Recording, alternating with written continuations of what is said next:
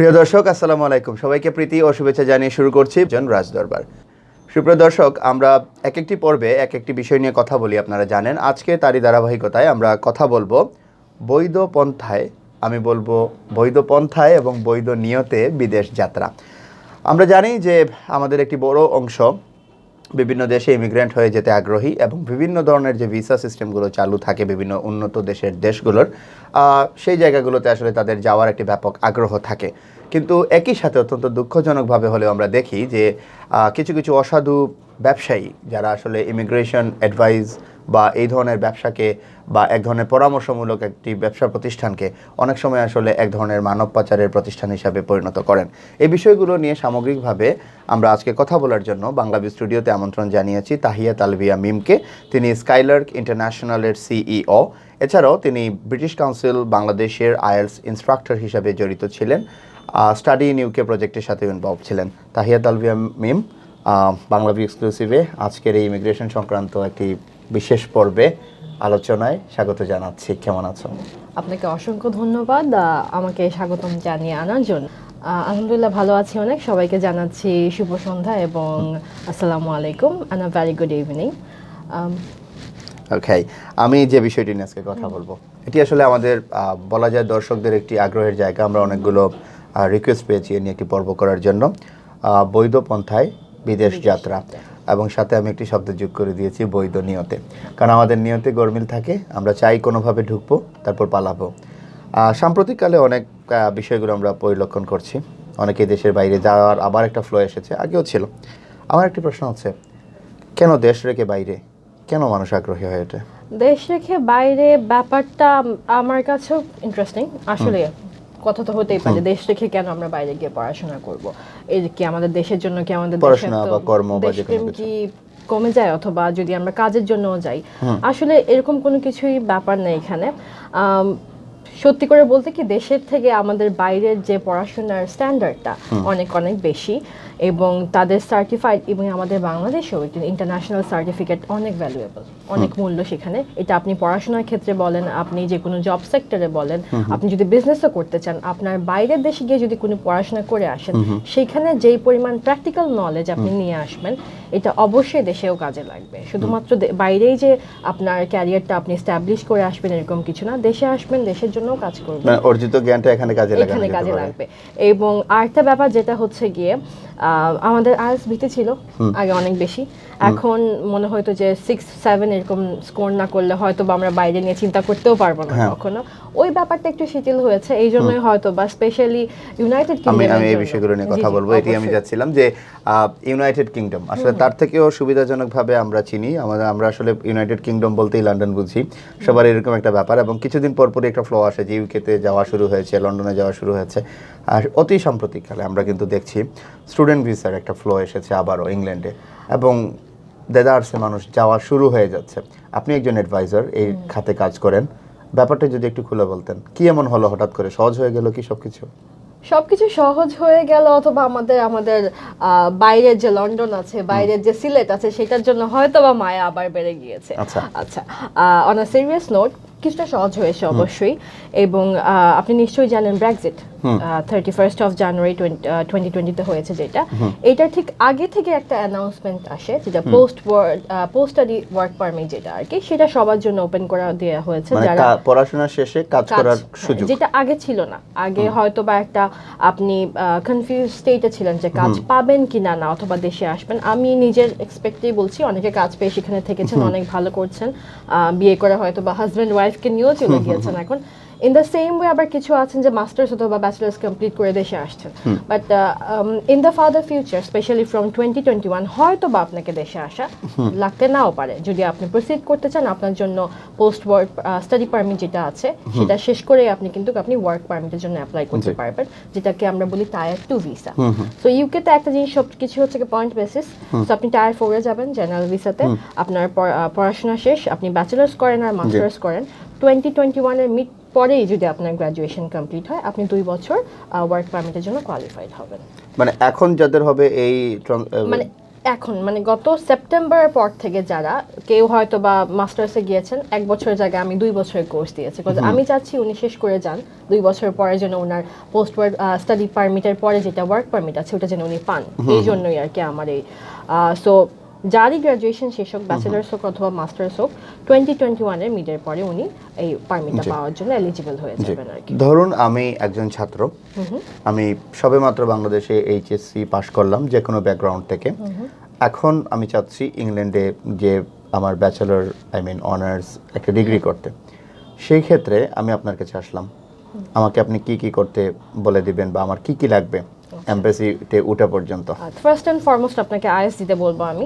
যদি আইএস দিতে অনীহা থাকে অথবা ব্রিটিশ কাউন্সিলে যাব না, আইডিবিতে পরীক্ষা দিব না, আমি চাই না আমার প্রায় 22,000 টাকা খরচ হোক, আমার ইংলিশে ভালো আছে, আমি যদি ইউনিভার্সিটি ইন্টারনাল ইংলিশ টেস্ট বলে একটা সিস্টেম আছে, আইএস এর মতো একটা পরীক্ষা নিবে 4টা মডিউলে, কিন্তু ইউনিভার্সিটি, তো আপনার খরচটা বেঁচে যাচ্ছে। ওটা কি ওই ইউনিভার্সিটি যদি আমাকে বলে যে ইটস ডান, তাহলে ডান?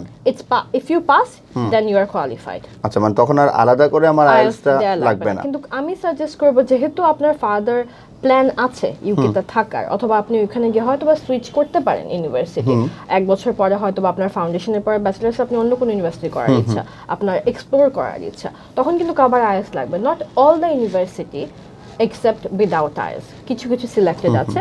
তো best first and foremost I would tell you to go for IELTS। আপনি IELTS করেন অথবা পিটিই করেন, যেটা রিসেন্টলি ইকুইভ্যালেন্ট হিসাবে ধরেছে ইংলিশ প্রফিসিয়েন্সি সার্টিফিকেট। পিটির অ্যাব্রিভিয়েশন কি? হ্যাঁ, পিয়ারসন টেস্ট অফ ইংলিশ। আমরা এটা নিয়ে আসছি, এটা শেষ করে ফেলি, তারপরে হচ্ছে গিয়ে ইংলিশ প্রফিসিয়েন্সি আপনার রিকোয়ারমেন্ট ফুলফিল হয়ে গেল, আপনার রেজাল্ট আমাকে দেখতে হবে। আপনি যদি এখন সামহাও ফেল করে ফেলেন, ধরেন এইচএসসি-তে একটা সাবজেক্টে ফেল করেছেন, তখন আপনার জন্য হয়তো আমার একটা ব্যাকআপ প্ল্যান লাগবে।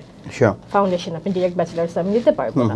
আর যদি আপনার 60% এর আপ মার্ক হয়ে যায়, তখন that's when I start taking your file. So আপনাকে কিছু ডকুমেন্টস বলবো, একটা মোটিভেশনাল লেটার লাগে যেটাতে অ্যাড্রেস করা লাগবে আপনি কেন যাবেন, এত কান্ট্রি ফেলে স্টেটমেন্ট অফ পারপাস, আমি যদি শর্ট ফর্ম বলি এসওপি। তো ওইটাতে স্টেট করা লাগবে হচ্ছে গিয়ে আপনি কেন ইউকে যাচ্ছেন। একটা কান্ট্রি আছে, নিজের দেশ আছে, আপনি ইন দ্য সেম ওয়ে আপনাকে বলতে হবে ইউকে কেন চুজ করেছেন, এই সাবজেক্ট নিয়ে কেন পড়ার ইচ্ছা, এই সাবজেক্ট পড়ে আপনি ফিউচারে কি করবেন, অ্যাসপেক্টটা আপনাকে মেনশন করতে হবে। তো ওইটাতে আমরা অবশ্যই হেল্প করি, that's why we are for. গাইডলাইনটা ভালো মতো দেওয়া লাগবে। তারপরেই হচ্ছে কি আপনার ফান্ডিং, টিউশন ফি রেঞ্জটা ভ্যারি করে। মাস্টার্সে একটু কম আছে, যেহেতু মাস্টার্স 1 থেকে 2 বছরের কোর্স, আর স্কলারশিপের অপরচুনিটি অনেক বেশি মাস্টার্সের ক্ষেত্রে। আপনি 2000 থেকে শুরু। একটু থামিয়ে যদি একটা প্রশ্ন করি। অবশ্যই একটা কথা হচ্ছে যে একজন স্টুডেন্ট ভিসা, আমি যেভাবে আপনাকে প্রশ্নটি করেছিলাম যে আমি যাব একটা ব্যাচেলর কোর্স করার জন্য, 3-4 বছর মেয়াদী কোনো অনার্স কোর্স করার জন্য। এখন আমাকে ধরুন যে আমার বাবা ফান্ডিংটা করবে, সেক্ষেত্রে তিনি কি করেন না করেন তার সমস্ত হিসেব নিকেশ দিয়ে কি তার ব্যাংকটা আমাকে সাপোর্টের জন্য টাকাটা জমা দেখাতে হবে?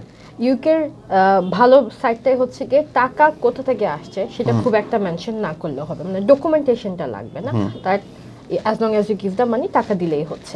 কিন্তু অবশ্যই আপনাকে যখন ইন্টারভিউ নেওয়া হবে, আমরা পরের স্টেপে যাচ্ছি আসলে, আমাদের ডকুমেন্টেশন শেষ, অ্যাপ্লিকেশন হয়ে গিয়েছে, এখন আমাকে কি করা লাগবে, এখন আমি ইন্টারভিউর জন্য প্রিপেয়ার্ড হবে।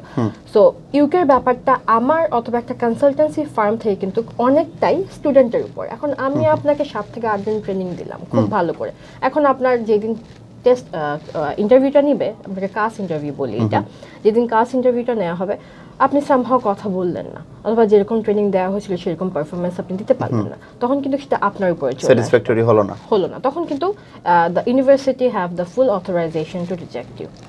But obviously good thing is university reject করলে একটা করলে আরো 3টা আছে আপনার জন্য। তো এইটা হচ্ছে গিয়ে নেক্সট স্টেপ, ইন্টারভিউতে খুব ভালো করা লাগবে, এবং এই ইন্টারভিউতে কিন্তু কোয়েশ্চেন করা হবে। ইন্টারভিউটা কি ওভার ভিডিও কল হয়? স্কাইপ, মোস্টলি স্কাইপ, আর যদি খুব একটা রাশ থাকে হয়তোবা ফোনে নিয়ে নেবে, বাট স্ট্যান্ডার্ড হচ্ছে গিয়ে স্কাইপে ইন্টারভিউটা নেওয়া।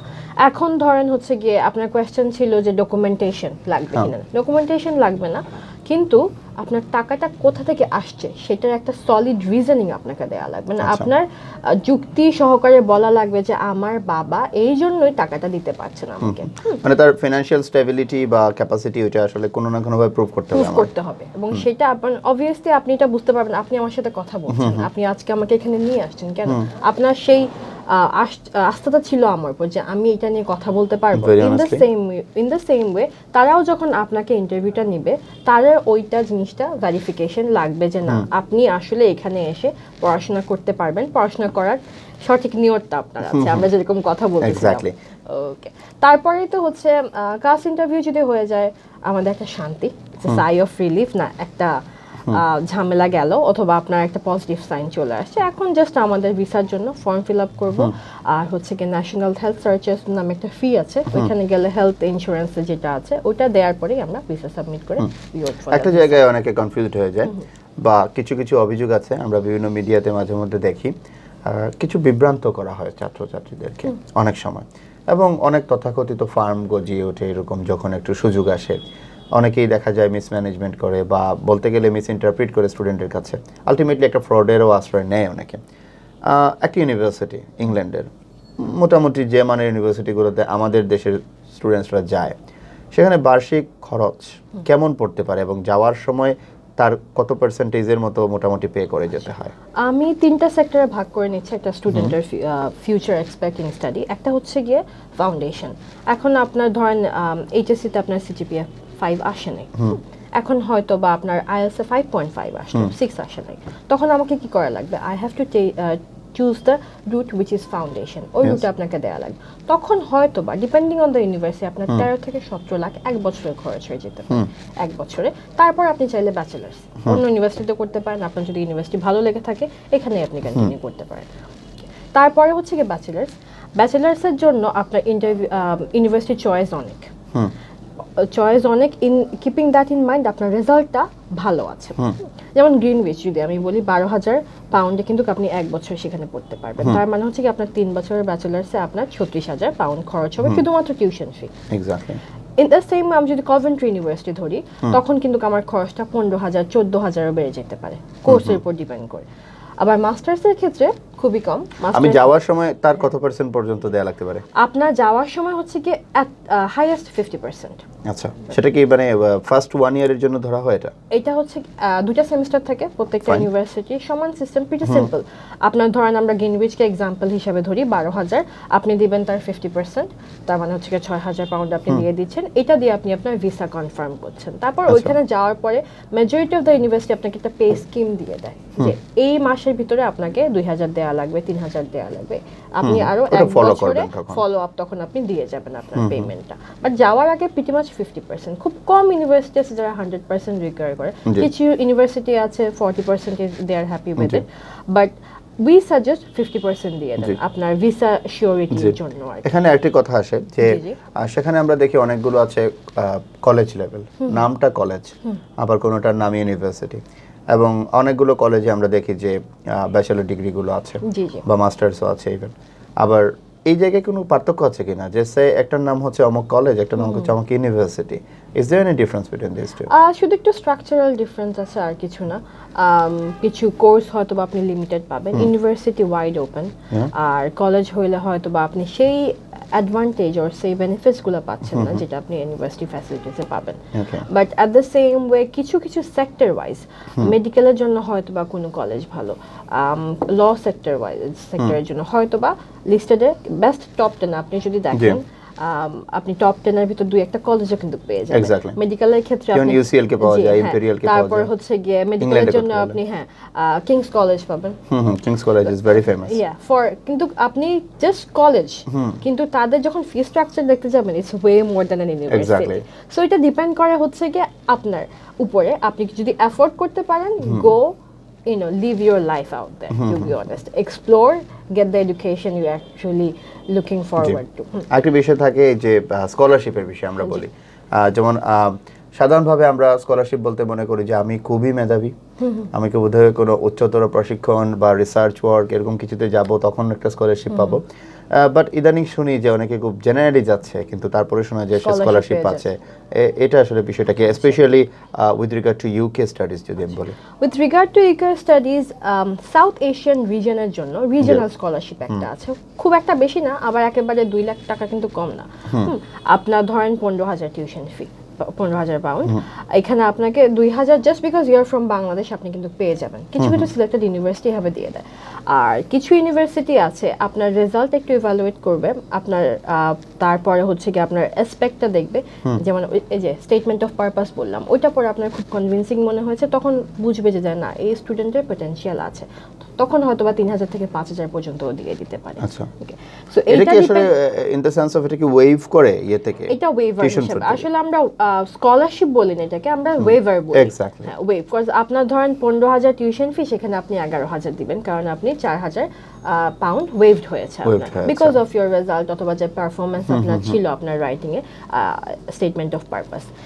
আর কিছু আছে হচ্ছে গিয়ে ইউনিভার্সিটির ফান্ডিং যতদিন পর্যন্ত আছে, প্রত্যেক বছরে কিন্তু একটা ইউনিভার্সিটির ইন্টারন্যাশনাল স্টুডেন্টদের জন্য একটা ফান্ডিং থাকে। সব ইউনিভার্সিটি সব সময় থাকবে না অ্যাট এ টাইম, তো যতদিন ফান্ডিং থাকবে তারা কিন্তু আপনাকে দিয়ে যাবে। সো ওই যে বললাম 3,000 থেকে 5,000 পর্যন্ত একটা রেঞ্জ আছে, ওইটার উপর ডিপেন্ড করে। প্রত্যেকটা স্টুডেন্টের প্রোফাইল তারা ক্রেডিবিলিটি বুঝে 2,000 থেকে 5,000 পর্যন্ত স্কলারশিপ। মানুষের ইংল্যান্ডের প্রতি আকর্ষণের একটি জায়গা আপনি যেটা বললেন, স্পেশালি স্টুডেন্ট ভিসার ক্ষেত্রে, যে আমার পড়াশোনা শেষ হওয়ার পরে আমি এখন 2 বছর আরো ফুল টাইম কাজ করতে পারছি, which is a very good opportunity as well, কারণ কেউ যদি এখানে একটা সার্টেন অ্যামাউন্ট সে ইনভেস্ট করলো, একটা ডিগ্রি নিল, তারপর 2 বছর সে কিন্তু কাজ করলে ওই ইনভেস্টমেন্টটা তুলে ফেলতে পারবে। তো এই দীর্ঘ সময়ে সে যদি আবার ইউকে লাইফের সাথে অনেক বেশি অ্যাট্রাক্টেড হয়ে যায়, সে যদি থেকে যেতে চায় বৈধভাবে, বা যদি ওই 2 বছরের পরে পোস্ট স্টাডি ওয়ার্ক পারমিটের পরে, তখন সে আর কি করতে পারে বৈধভাবে? পোস্ট স্টাডি ওয়ার্ক পারমিটের পরে আজকের যদি নিউজ বলি, রিসেন্টলি যেটা আসছে, পয়েন্ট বেসিস স্কিল মাইগ্রেশন, মানে হাই স্কিলড ওয়ার্কার্সদের জন্য। এখন ইউকের এখন যে মাইন্ড সেট আপ আমি বলবো, তারা চাচ্ছে যাদের স্কিল আছে, যাদের এক্সপার্টিস আছে তারা থাকুক, doesn't matter where they are from, মানে irrespective of their initial citizenship. আপনারা যদি কোয়ালিফাইড হন, আপনাদের পারফরমেন্স ভালো থাকে, আপনি কিন্তু ইউকেতে থাকার একটা সুযোগ তারা করে দিচ্ছে। ওটাই হচ্ছে গিয়ে পয়েন্ট বেসিস ওয়ার্ক পারমিট যেটা আছে, অথবা মাইগ্রেশন যেটা আছে, সেটা তারা ওপেন করে দিচ্ছে। এটা কি কেউ অ্যাভেল করতে পারবে আফটার পিএসডব্লিউ? জি জি, অবশ্যই। পিএসডব্লিউ হচ্ছে গিয়ে কারেন্টলি আমি যেটা বলবো plus point, they are trying to lessen the salary, annual salary, যেটা আগে হচ্ছে গিয়ে 30,000 পাউন্ড ছিল, এখন সেটা কমিয়ে 24 থেকে 25,000 পাউন্ড করে দিচ্ছে আর কি। সো ইন দ্যাট সেক্টর কি হবে, আগে হয়তো বা 2জন মানুষ পাচ্ছেন, এখন আরো কোম্পানি আপনাকে আরো বেশি করে স্পন্সর করতে পারে। So there is hope, end of the tunnel there is light for us, আমরা আশা করতে পারি। That's for sure. আরেকটি জিনিস ইদানিং অনেকের মুখে শোনা যায় যে আরেকটি কারণে আগ্রহ জাগে, সেটি হচ্ছে যে এখন নাকি আইএলটিএস এর ক্ষেত্রে অনেক কম পয়েন্ট পেয়েও কোয়ালিফাই করা যাচ্ছে। which is true, আইএলটিএস আসলে এখন একটু শিথিল করেছে। আগে আমাদের মধ্যে একটা ভয় ছিল হয়তো বা 6 না পাইলে ইউকের জন্য ট্রাই করতে পারবো না। এখন আইএলটিএস যদি কমও হয়, আমরা একটা ডিফারেন্ট রুট অফার করতে পারতেছি। ওই রুটের জন্য আইএলটিএস 5ও যদি আসে, অবভিয়াসলি ইউকে ভিআই দেওয়া লাগবে। আমরা এটা নিয়ে 30 সেকেন্ডস একটু ডিসকাস করবো, স্ট্যান্ডার্ড আর ইউকে ভিআই এর ডিফারেন্সটা কি। রুটটা ডিফারেন্ট হয়ে যায়, হয়তো বা আপনি আগে আইএলটিএস 6 দিলে আপনি 3 বছর পড়বেন, আইএলটিএস আপনি 5 পেয়েছেন, সমস্যা নেই, 4 বছর পড়বেন, এইটাই। আর ঘুরে ফিরে সবকিছু কিন্তু আপনার ইন্টারভিউ প্রিপারেশনের উপর, যেটা আমরা কমপ্লিটলি ট্রেনিং দেওয়াই। ওই ইন্টারভিউ প্রিপারেশন আপনি যত ইমপ্রেসিভ সাউন্ড করবেন, যত জেনুইন, যত কনভিন্সিং সাউন্ড করবেন, সেটার উপরে কিন্তু আপনার অ্যাডমিশনটা ডিপেন্ড করছে। মাইন্ড গেম, মোস্টলি বলা যায়। ইয়েস, কিন্তু অবভিয়াসলি আমরা ইন্টেনশন নৈতিক রাখবো, আমরা সঠিক ইন্টেনশনে যাব, পড়াশোনাই করবো সেখানে গিয়ে আর কি। আচ্ছা, এখন যদি আইএলটিএস এর কথা যেহেতু হচ্ছে, আমি একটু বলে ফেলি। আইএলটিএস হচ্ছে কি 2 ধরনের পরীক্ষা দেওয়া যায়, কোয়েশ্চেনে কোনো ডিফারেন্ট নেই। একটা হচ্ছে কি স্ট্যান্ডার্ড, একটা হচ্ছে কি ইউকে ভিআই। ইউকে ভিআই হচ্ছে কি শুধুমাত্র ইউকে ইমিগ্রেশন যে হাই কমিশন, সেটার একটা রিকোয়ারমেন্ট যে ইউকে ভিআই দেওয়া লাগবে। হয়তো বা এখন আপনার সামহাও একটা মডিউলে কম চলে আসলো, তখন UK VI will work as a backup, যে আপনি দিয়ে অ্যাপ্লিকেশন করতে পারবেন। কিন্তু অনেকের ভয় হচ্ছে যে স্ট্যান্ডার্ড দিলে হয়তো বা আমি একটু ইজি কোয়েশ্চেন পাবো, এটা ইজ কমপ্লিটলি মিসকনসেপশন। এরকম কিছুই না, শুধু সিকিউরিটি সিস্টেমটা একটু tight for UK VI. But আপনার যদি ইউকে টার্গেট থাকে, আপনার যদি উইশ লিস্টে কোথাও গিয়ে যদি আপনার ইচ্ছা থাকে যে লন্ডনে গিয়ে পড়াশোনা করবো, ইউনাইটেড কিংডমের ডিগ্রি লাগাবো, আই রিকোয়েস্ট ইউকে ভিআই পরীক্ষা দেন। Okay. Very last question, and I will expect a very short answer. মানে এই যে বিষয়টি পুরো বললেন, একজন ছাত্র যে নতুনভাবে আপনার কাছে গেল, যাওয়ার পর থেকে সে কাজটা শুরু করলো, all the requirements to gather all the documents, এইটুকুতে আসলে একজন ছাত্রের বাংলাদেশ থেকে ইংল্যান্ড যাওয়া পর্যন্ত, বা আমি বলবো যে হাই কমিশনে জমা দেওয়া পর্যন্ত কাগজ, সময় এবং খরচ কেমন লাগতে পারে? সময় হচ্ছে গিয়ে যদি আমরা অফার লেটার অ্যাপ্লিকেশন করে দেই, সাম university take 2 days, some university take 7, some even take 1.5 months, depending on the flow. So এখন রিকোয়েস্ট থাকবে যারাই বাইরে যাওয়ার ইচ্ছা, আপনারা যত জলদি সম্ভব অ্যাপ্লিকেশন করে রাখুন। তারপরে যে ব্যাপারটা হচ্ছে গিয়ে অ্যাপ্রক্সিমেটলি 2 to 2.5 months, মানে 2.5 মাসে আপনার পুরো প্রসিডিউর কমপ্লিট হয়ে যাবে। এর মধ্যে কস্টিং এর ব্যাপারটা হচ্ছে গিয়ে depending on the course you are going, আপনার 6 থেকে 8.5 লাখ 9 লাখ পর্যন্ত। যদি ফাউন্ডেশন হয়ে যায় হয়তো বা 10 লাখ খরচ হয়ে যাবে ইউনিভার্সিটি। এখানে সব সময় কি একজন ইমিগ্রেশন অ্যাডভাইজারের দ্বারস্থ হতে হবে নাকি একটা স্মার্ট স্টুডেন্ট নিজে ডিল করতে পারবে? নিজে ডিল করতে পারবে অবশ্যই, কিন্তু আমাদের যে ব্যাপারটা হচ্ছে গিয়ে কিছু মানুষ নিজেকে খুব বেশি পণ্ডিত মনে করে, কিছু আবার মনে করে যে আমি পড়ে কিছুই বুঝতে পারছি না। যেহেতু আমরা আফটার ভিসা ইউকের জন্য কোনো চার্জ করছি না, আই সাজেস্ট আপনার ইন্টারভিউ হেল্প বলেন, আপনার ডকুমেন্টসে ইজি করার প্রসেস বলেন, do go to N consultant for that. এটা তো এক ধরনের ব্যবসা প্রতিষ্ঠান, আপনি সার্ভিস চার্জ নিচ্ছেন না, how do you profit them? আমাকে ইউনিভার্সিটি দিচ্ছে, University. আপনি যদি না ভাগেন ইউনিভার্সিটি অবশ্যই আমাকে টাকা দিবেন। Okay, that's right. Okay, so this is more or less all about the student visas, with regard to UK. এছাড়াও কিন্তু ইউকেতে যাওয়ার জন্য কিছু কমন ফরমেশনস আছে, যেমন অনেক ধরনের ভিজিট ভিসাগুলো আছে, অনেকে বিয়ে করে যাচ্ছেন, যেমন বিয়ে করার ক্ষেত্রে অনেকে এখন ইংরেজির একটা পরীক্ষা এখানে দিতে হয়, সেটা নিয়ে অনেকের ভীতি থাকে। আবার ভিজিট ভিসাগুলো তো 12 মাসই ওপেন থাকে, এগুলো একটু যদি বলতো। জি, ভিজিট ভিসার ক্ষেত্রে তো ইটস ভেরি ওপেন। আপনার যদি বাংলাদেশের টাই থাকে, ফ্যামিলি টাইজ, এবং আপনার স্পন্সরশিপ, আপনার ব্যাংক স্টেটমেন্ট, আপনার ফান্ডিং এনাফ থাকে, মানে আপনি যদি দেখাইতে পারেন আপনি বিদেশে গিয়ে থাকার কোনো ইচ্ছা নেই, আপনি ঘুরে ফিরে চলে আসবেন, আপনি অবশ্যই ভিসার জন্য এলিজিবল হবেন। নেক্সট হচ্ছে গিয়ে বিয়ে করে, যেটা আমরা ওটাকে লাইফ স্কিল বলি, পরীক্ষা যেটা আছে সেটেলমেন্ট ভিসা। আপনি আপনার স্পাউস আপনার জন্য অ্যাপ্লাই করবে, আপনি ইভেন্চুয়ালি পরীক্ষাটা দেওয়ার জন্য। এটা কেন দেয়া লাগে আসলে? আপনি যে ওইখানে গিয়ে সার্ভাইভ করতে পারবেন, ইংলিশে কথা বলতে পারবেন, শুধুমাত্র আইএলটিএস লাইফ স্কিলও না, পিয়ারসন পিটি যেটা করার কথা বলেছিলাম, পিয়ারসন টেস্ট অফ ইংলিশ, তারাও নিয়ে এসেছে আন্ডার ইউকেভিআই অথরাইজেশন পিটি হোম। আপনি যদি লাইফ স্কিলের জন্য রিলেটেড অথবা স্পাউস ভিসা যেতে চান, পিটিও কিন্তু দিতে পারবেন। এটা নিয়ে হয়তো আমরা অন্য কোনো এপিসোডে আবার কথা বলবো অবশ্যই। আর আমি তো আছি, যার যে ইনফরমেশন লাগবে you can always find me around. আর হচ্ছে গিয়ে আমরা যেটা স্কিল মাইগ্রেশন বলছি, এইটা depending on the criteria. Scientist আছেন, আমাদের এডুকেশন সেক্টরে যারা আছেন, স্পেশালি মেডিকেলে যারা আছেন, এনএইচএস ওয়ার্কার্স, তাদের জন্য কিন্তু এখন ফ্রুটফুল একটা অপরচুনিটি আসছে within 1 or 1.5 years. So whoever has skill, you should have hope as well. মানে স্কিল আসলে কোনো না কোনো জায়গায় আসলে যে একটু শাইন করছে তাকে পৃথিবীর যে কোনো জায়গায় দেখে নেবে। আমরা যেটা বলি যে গ্লোবাল ভিলেজ, গ্লোবাল সিটিজেন, এখন আসলে কোয়ালিটি অ্যাচিভ করতে পারলে ডাকবে তোমাকে। ধরা বাঁধা নিয়ম না আসলে, তো শুধুমাত্র যে ইউকে অথবা কানাডা অথবা অস্ট্রেলিয়া যাওয়া এমন না। আমরা মেকানিক্যাল সেক্টর যারা কাজ করছেন আর কি, অথবা যারা পড়াশোনা শেষ করেছেন, তাদের জন্য কিছু কান্ট্রিজ আছে স্পেশালি। আমি ওই জায়গাটি যেতে চাচ্ছিলাম যে ইউকের বাইরে মানুষের টপ চয়েসের মধ্যে গেলে আমরা দেখি কানাডা আছে, নাওয়াডেজ জার্মানি আছে, অস্ট্রেলিয়া আগে থেকেই ছিল। সো কানাডা অনেকের কিন্তু একটা স্বপ্নের দেশ বলা চলে। কি কি অপরচুনিটিজ এট দিস মোমেন্ট? কানাডার সবচেয়ে হাইয়েস্ট সেলিং পয়েন্ট হচ্ছে গিয়ে পিআর পাবো আমি, পার্মানেন্ট রেসিডেন্সি, যেটা মানে আপনি সেখানে গিয়ে থাকতে পারবেন, ইভেন্চুয়ালি কানাডিয়ান হতে পারবেন। Okay, but end of the day সবকিছুই পয়েন্ট বেসিস। আপনার স্কিল যদি থাকে, আপনার যদি পড়াশোনা ঠিকঠাক মতো কন্টিনিউ করেন, কোনো ক্রিমিনাল রেকর্ডস না থাকে, তাহলে কিন্তু আপনি এই পিআর এর জন্য অ্যাপ্লিকেশনটা করতে পারবেন।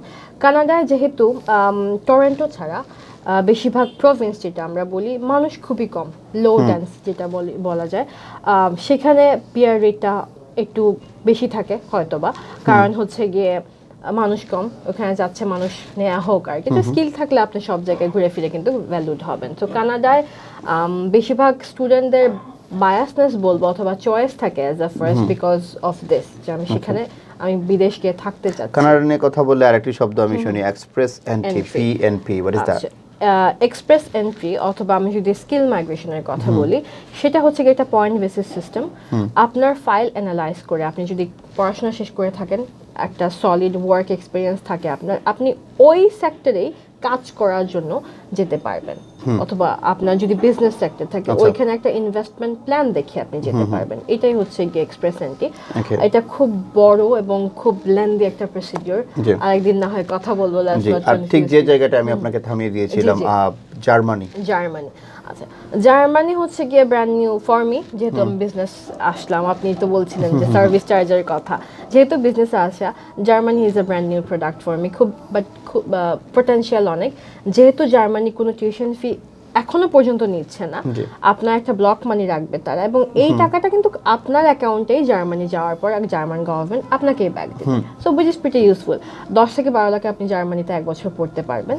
এবং যদি আপনি ইঞ্জিনিয়ারিং সেক্টরে থাকেন, আপনার future, if you can actually shine, future এক্সপেক্টটা খুব ভালো। শুনেছি জার্মানিতে অনেকগুলো স্কলারশিপ দেয়, এমনকি পিএইচডির পরে বা মাস্টার্সের পরে থাকারও সুযোগ দেয়। জি, জার্মানি কিন্তু অলরেডি আপনাকে টিউশন ফি ছাড়া পড়াচ্ছে। ওকে, টিউশন ফি কিন্তু তারা নিচ্ছে না।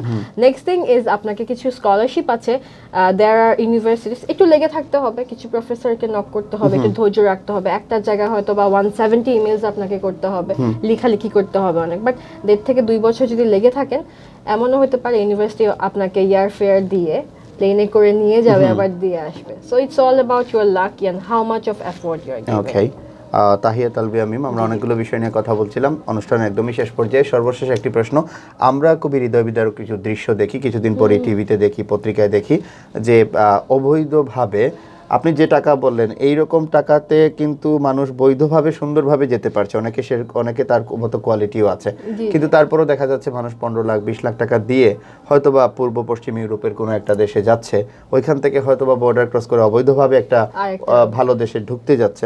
সেখানে আমরা বারবারই দেখি যে মৃত্যুর মিছিলগুলো দীর্ঘ হচ্ছে, অনেকেই মারা যাচ্ছে, সিলেটেরও অনেকে মারা গিয়েছেন, দেশেরও অনেক জায়গায় গিয়েছেন।